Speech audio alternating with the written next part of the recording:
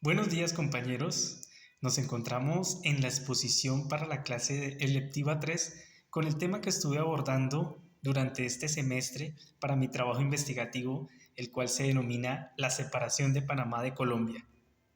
Iniciamos. Como les venía diciendo, el tema que abordé fue la separación de Panamá de Colombia del 3 de noviembre del año de 1903. Para esta investigación utilicé algunas fuentes primarias y también unas fuentes secundarias. Entre las fuentes primarias encontramos la separación de Panamá de Colombia, mitos y falsedades, también el estudio historiográfico sobre las interpretaciones en torno a la separación de Panamá de Colombia de 1903 y también a el Panamá colombiano en la repartición imperialista. Iniciamos con el primero, la separación de Panamá de Colombia, mitos y falsedades. La óptica desde la cual se aborda esta evaluación no es la de un estudio bibliográfico, sino la continuidad de un debate acalorado y apasionante que se produjo durante la conmemoración. Tal y como viene sucediendo desde el mismo 3 de noviembre de 1903, los argumentos en favor y en contra del acontecimiento se dividen en tres bandos, bautizados por el historiador Carlos Gasteazoro de la siguiente manera. Primero, como la leyenda dorada. Segundo, como la leyenda negra. Y tercero, como la versión ecléctica. En este momento me voy a enfocar prácticamente hacia lo que se ha denominado la leyenda negra, tomando 10 de los principales argumentos esgrimidos por sus detractores durante el debate del centenario, exponiéndolos uno a uno para demostrar con hechos de que no se está ante una leyenda, sino ante la cruda realidad de lo que aconteció. El primer argumento se denomina no hubo intervención norteamericana. ¿Por qué? De acuerdo con datos para la historia de José A. Arango, fuente privilegiada de lo que se ha llamado leyenda dorada, los norteamericanos solo juegan un papel secundario, de apoyo al movimiento. Sin embargo, Arango deja entrever la participación activa de algunos personajes como lo fueron Bierce, Schaller y Prescott, y además de un caballero que no nombra en Nueva York, cuyo nombre es William Nelson Cromwell. Basta un poco de curiosidad para indagar quiénes eran estos señores y la leyenda dorada se viene al piso, quedando al descubierto el nexo de intereses imperialistas que los unía a la Compañía del Ferrocarril de Panamá, a la Compañía Nueva del Canal francesa y también a lo que se jugaba en el Tratado Errán-Hay. La leyenda dorada también olvida mencionar que Theodore Roosevelt ordenó el arribo a Panamá en noviembre de 1903 de hasta 10 acorazados para asegurar la separación. Como segundo argumento, podemos encontrar que hubo intervención, pero la idea de la separación es de Arango. Ante el cúmulo de evidencias que existen, los más inteligentes analistas panameños se mueven hacia lo que se ha llamado o denominado la versión ecléctica.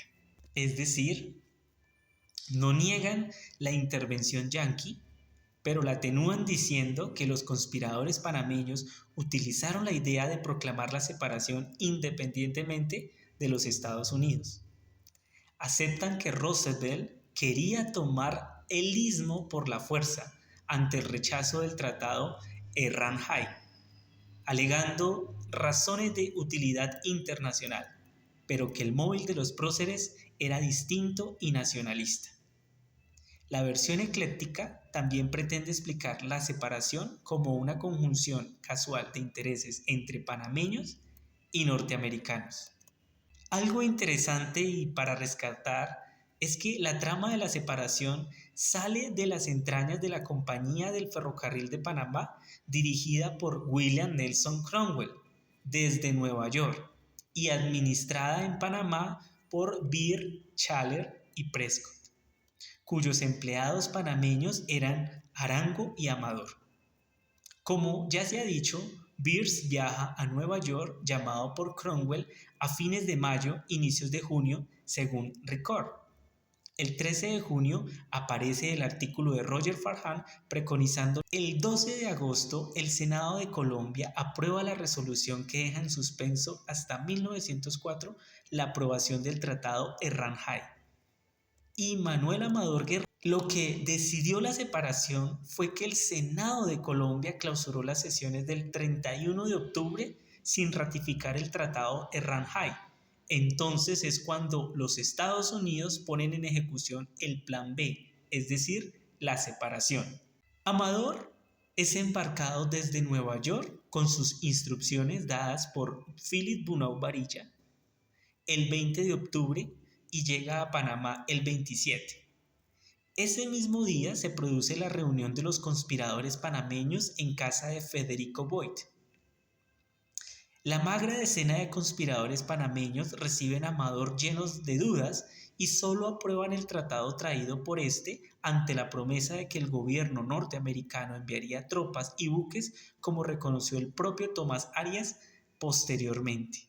Entre las cosas para la separación, lógicamente, entre las cosas que les hace dudar está la fecha del 3 o 4 de noviembre, una semana para la separación. Lógicamente, un movimiento de tal envergadura montado en tan poco tiempo y con tan pocos conspiradores panameños solo puede tener éxito si se cuenta con las cañoneras norteamericanas, las cuales ya habían recibido órdenes de Roosevelt de trasladarse a Panamá. La seguridad de la intervención armada de Estados Unidos es la garantía exigida por Tomás Arias en la reunión del 27 de octubre para sumarse a dicho complot, tal y como él mismo admite. Garantía que es confirmada por Amador y por los hechos. Es cuando Amador envía el famoso cablegrama que dice urge vapor y que dice de la siguiente manera: los momentos decisivos de la separación tienen como protagonistas a los norteamericanos y no al pueblo panameño.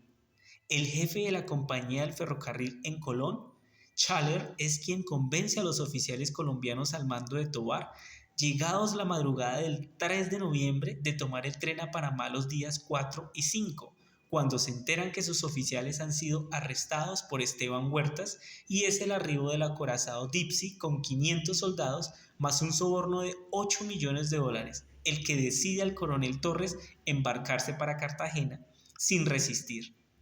El reconocimiento de la actuación norteamericana, el prócer Meléndez cede a Chaler el honor de izar la bandera panameña en Colón el día 6, el cual a su vez lo cede a un oficial de inteligencia, que dirigió las operaciones de nombre Murray Black. Se evidencia que no hubo en ningún momento una iniciativa separatista de origen panameño, ni mucho menos una ejecución independiente de los próceres. La idea y su ejecución están condicionadas por los intereses del gobierno norteamericano en función de la ratificación o no del Tratado Erranjay por parte de Colombia. Podemos encontrar también como otro argumento, en tercer lugar, no hubo sobornos en Panamá. Julio Linares Franco y Carlos Arosemena Arias sostienen que no hay evidencias de sobornos a los próceres, por lo cual estamos ante una difamación. Tanto Linares como Arosemena y quien tenga dudas al respecto deben leer las memorias de don Tomás Arias, 1977, página 27, donde dice: conservo en mi poder inéditas y originales las cuentas presentadas a la Junta de Gobierno para su producción y finiquito por valor de 285.801 balboas y 33 centavos por el señor Eduardo Icaza, quien desempeñó el cargo de Intendente General del Ejército durante el periodo de transición, en las cuales consta por medio de recibos auténticos las varias erogaciones que hubo necesidad de hacer para pagar los servicios públicos por algunas personas que tomaron parte en el movimiento separatista.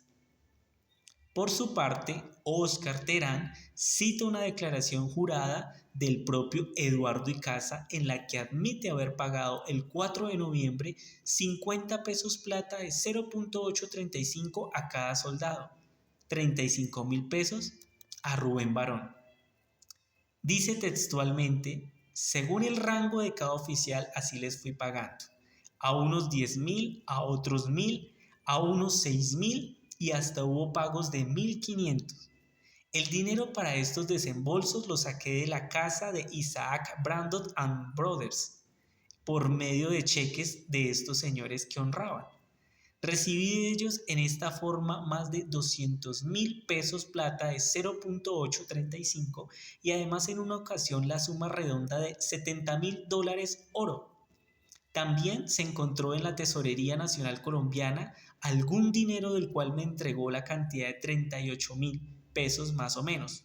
Los pagos los hice bajo la dirección del doctor Amador, quien me instruyó lo que debía pagarle a cada uno según lista o nómina que había confeccionado de todos ellos. Como otro elemento, podemos mencionar que no hay evidencias de un negociado con las acciones del canal francés. Tanto Julio Linares como el historiador Fernando Aparicio, en defensa del 3 de noviembre, se empeñan en negar que hubo un negociado dirigido por Cromwell y un grupo de norteamericanos que compraron en secreto gran parte de las acciones de la Compañía Nueva del Canal, invirtiendo $3.5 millones y obteniendo 40 millones de su gobierno gracias al Tratado Hay-Bunau-Varilla.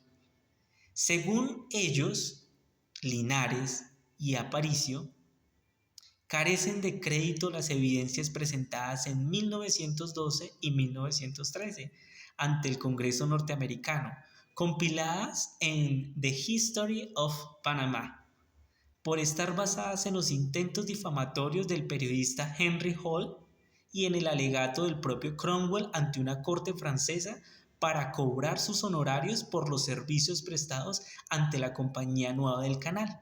Además, constituye una evidencia circunstancial la propia secuencia de hechos que son los siguientes: el papel protagónico de Cromwell, la Compañía del Ferrocarril y sus empleados, así como el apuro ilógico de Theodore Roosevelt de pagar 40 millones a la empresa francesa que se hubiera ahorrado de esperar unos meses a que vencieran sus derechos como sugirió el Congreso colombiano.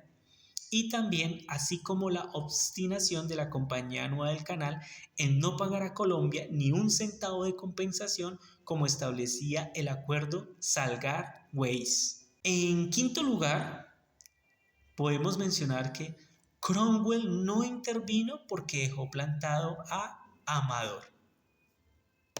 Según esta versión, este es otro mito en el que se han gastado muchas páginas. Los hechos dicen: junto a Amador viajó José Gabriel Duque, quien a través de la Estrella de Panamá fue el mayor defensor del Tratado Herrán-Hay.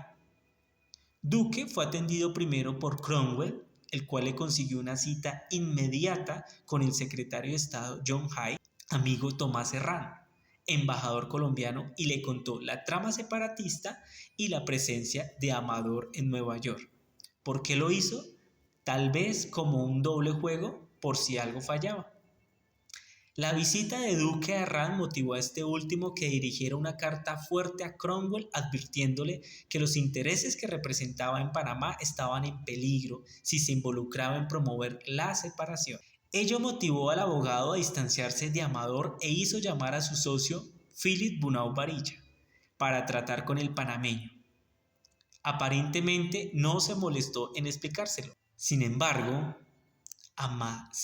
de ahí el cablegrama enviado por Amador a Panamá con la expresión disappointed, decepcionado. Pero, según lo que se conoce, en realidad Cromwell cablegrafió de inmediato a su socio Bunau Varilla para que tratara con Amador, labor que no podía asumir directamente, sino a riesgo de poner en peligro sus intereses. Para esto, Bunau Varilla se trasladó directamente e inmediatamente a Nueva York desde París, donde se encontraba, llegando para esto al día 22 de septiembre.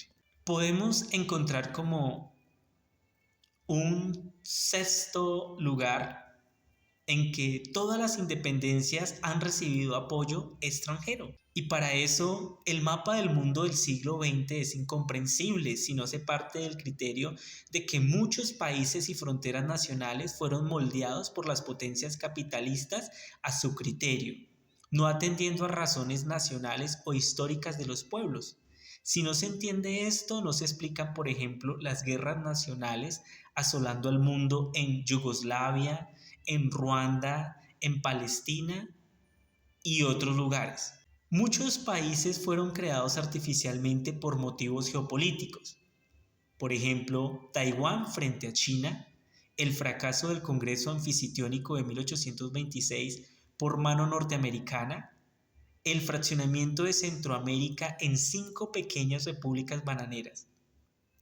La separación de Panamá de Colombia se produce en este escenario. En la obra de Terán se prueba cómo las resoluciones de la Junta Provisional estaban primero de una varilla o emanaban de este personaje. Como otro argumento importante, se menciona que Panamá es una nación diferenciada de Colombia, que intentó repetidas veces separarse. Los llamados intentos separatistas de Panamá de Colombia a lo largo del siglo XIX ameritan un estudio particular, porque nuestros historiadores han descontextualizado los hechos después de 1903, para ponerlos como supuestos prolegómenos del 3 de noviembre. El error metodológico subyacente por analizar parte de que las actas separatistas del siglo XIX sin visualizar. Por ejemplo, el historiador Rommel Escarriola, en las consideraciones históricas sobre los acontecimientos del 3 de noviembre de 1903, sustenta su interpretación de la separación sobre la base de una aspiración persistente de los comerciantes panameños por recuperar el espacio perdido, de la que los intentos separatistas de 1830, 1831, 1840 y 1861 y 1885 serían la expresión de este proyecto nacional. En realidad, la mayoría de las llamadas actas separatistas no expresaban otra cosa que conflictos políticos entre liberales y conservadores, federalistas y centralistas, comerciantes, librecambistas y proteccionistas, y no un conflicto nación oprimida versus nación opresora. Un análisis de las circunstancias que les dieron origen muestra que más que un conflicto nación panameña versus nación colombiana, son producto de contradicciones políticas y sociales que se abatían sobre el país. El acta de 1821, algunos afirman que el hecho de que Panamá proclamara su independencia de España en 1821 sin intervención de los ejércitos bolivarianos ya es una prueba de que constituíamos una identidad independiente, reafirmado por la adhesión voluntaria al proyecto de la Gran Colombia. Quienes hablan así olvidan algunos detalles. Primero, Panamá estaba adscrita desde 1739 al Virreinato de la Nueva Granada. Segundo, el Istmo era una región debilitada económica y demográficamente que no podía sostenerse sola como estado independiente. Tercero, que la Villa de los Santos llamó a los ejércitos de Bolívar a hacerse presentes y esto obligó a los comerciantes de Panamá y a José de Fábrega a sumarse a la independencia. Cuarto, como dijo Belisario Porras, mucho después, Panamá solo se alzó al tener noticias de que los españoles iban de capa caída por todas partes. Mientras tanto, el acta de 1826 no es una proclama independentista, sino política, y expresa la disputa entre dos partidos, santanderistas y bolivaristas. También los hechos reflejan que en Panamá hay una incipiente contradicción social entre el pueblo y los notables comerciantes, Lo único que tiene de particularismo local es el librecambismo de los comerciantes ismeños y el proteccionismo prevaleciente en Bogotá.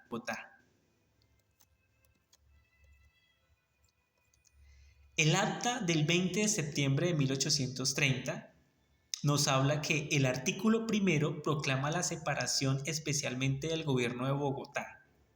El segundo exige: Panamá desea que su excelencia el libertador Simón Bolívar se encargue del gobierno constitucional de la República, como medida indispensable para volver a la unión de las partes de ella que se han separado bajo pretextos diferentes, quedando desde... Y el tercero: Panamá será reintegrada a la República luego de que el Libertador se encargue de la administración o desde que la nación se organice unánimemente de cualquier modo legal.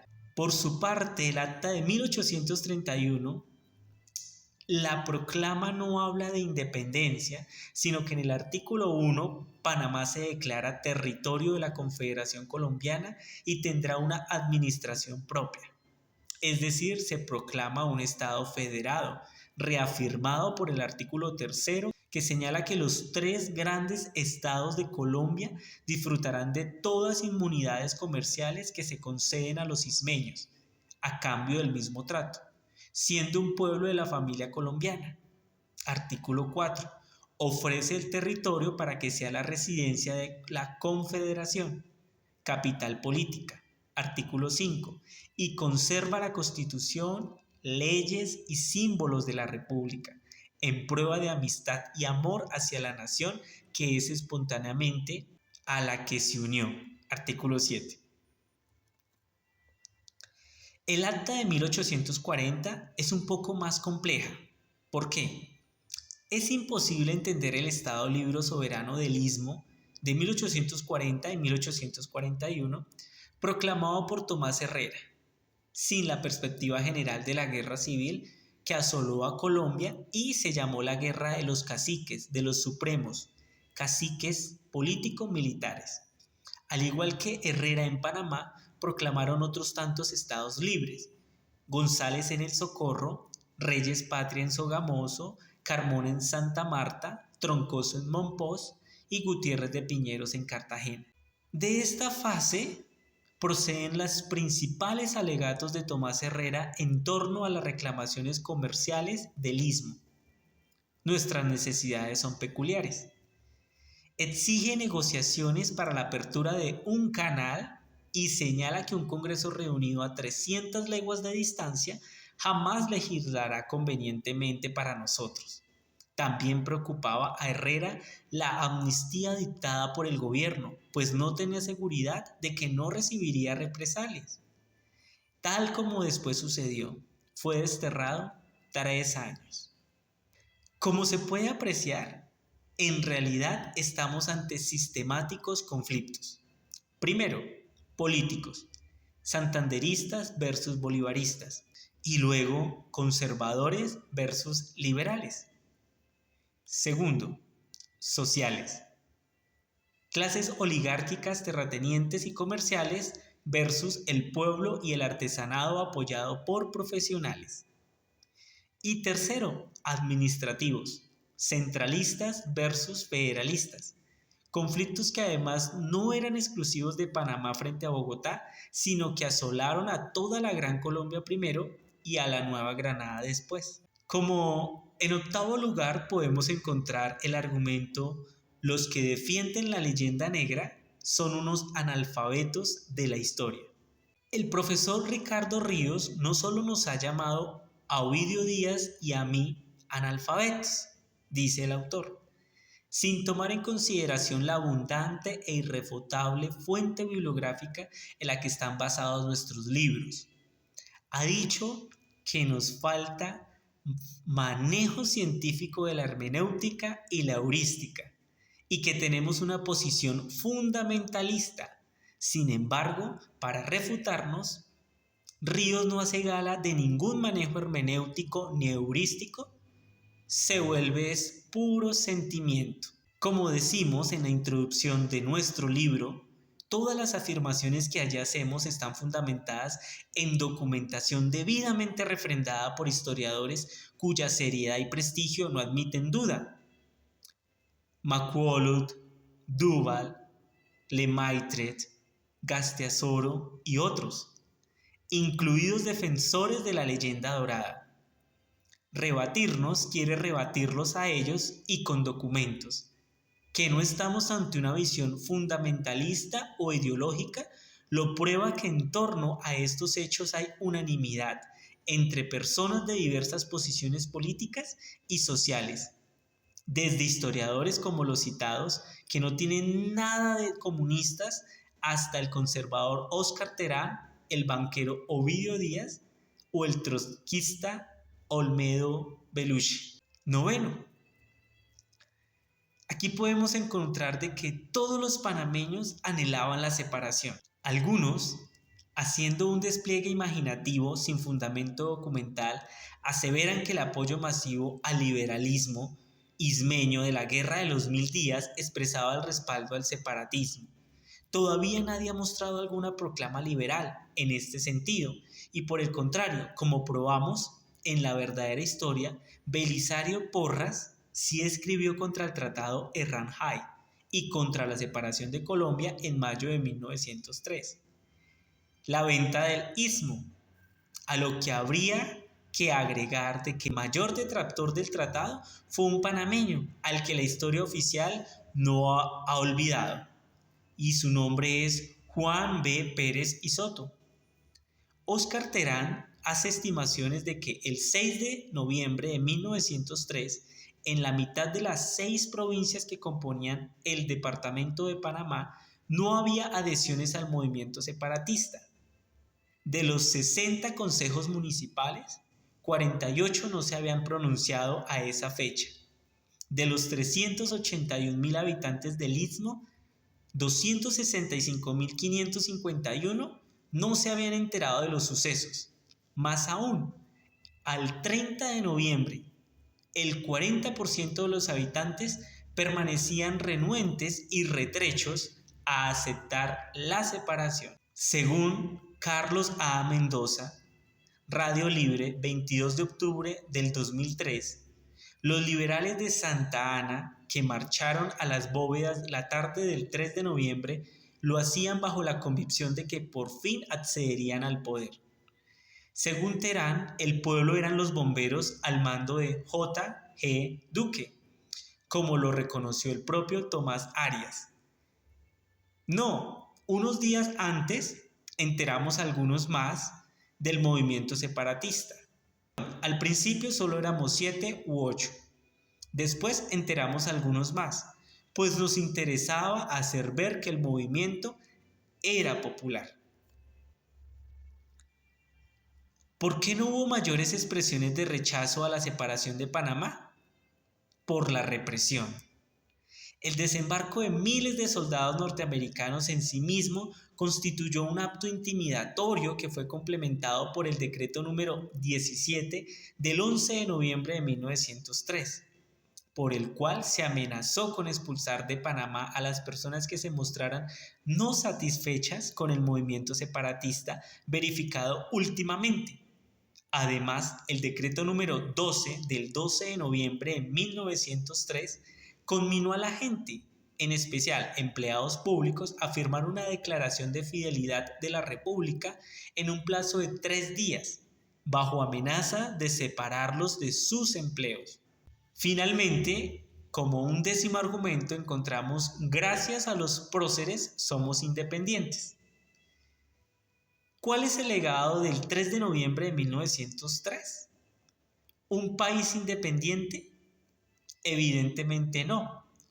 Los próceres no nos legaron ni siquiera una independencia mediatizada, como insisten sus defensores, sino un protectorado, es decir, una colonia controlada en todos los sentidos por Estados Unidos. Quien lo dude, que repase el tratado Hay-Bunau-Varilla, refrendado por ellos sin leerlo ni traducirlo al español, y el artículo 136 de la Constitución de 1904. pero el heroísmo y lo poco que tenemos de independencia no lo obtuvimos de los gestores del 3 de noviembre, sino de los verdaderos próceres que dieron su lucha, su sangre y su vida. Los soldados de Coto de 1921, los trabajadores del movimiento inquilinario de 1925, la juventud de 1947, 1948, de 1958, 1959 y sobre todo los mártires de 1964. A ellos debemos homenajear. La historia panameña del siglo XX no se entiende sino como lucha contra la imposición colonialista del 3 de noviembre de 1903. Gracias.